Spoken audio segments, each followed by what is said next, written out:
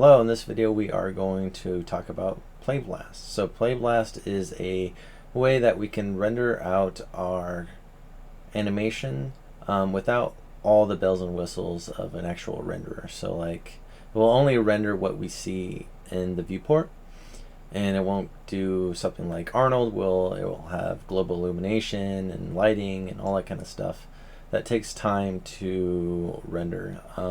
This is a quick way that you can see your animation in the most accurate way without having that kind of slow down by waiting for a actual render.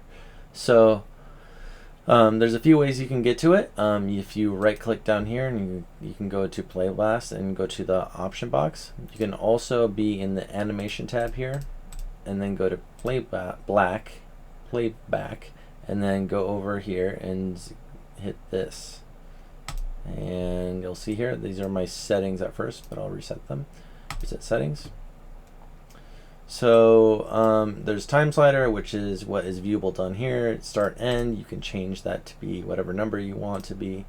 You can, this view will make it so that this little border is seen. So I'm going to turn that off. Show ornaments, that is also like this, like playback speed, current, like all the data stuff, you can turn that off. And then AVI is that's what it or that's what Maya comes with. So you can change that by doing a tutorial that I'll link in the description so that you can get QuickTime. And then I like to change the encoding to H.264. The quality, I might as well go all the way up. It doesn't take very long. Scale, I'll do that all the way up to 1. And padding is used mainly for if you're doing an image sequence, a sequence of images. And then save to file. I'll save that, and I'll name that 6. There you go. Save. And one other thing, from window will take this whole image. So whatever you're selecting, whatever viewport you're selecting, it will render out this one. Or if you want this one, you can select it like that. See the little white line on the edge?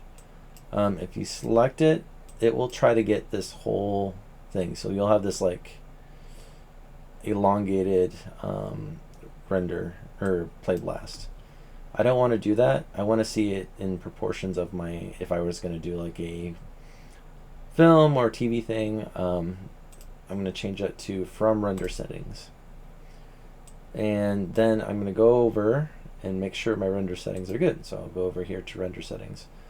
And I'll make sure my renderable camera is renderCam. That might not be an issue, but I always just make sure that's on. One thing I found with this setup is if you set this to HD 1080, which I would prefer, it kind of gives you it gives you a Playblast that doesn't work. So setting that to HD 720, just do that, and that's good enough. I'm not sure why that is the issue, but it is. So I'm going to hit close, and then I'm going to hit Playblast. And then I'll pause it while I go do it. So this will render to your project if you set it, and it will go to your movies folder.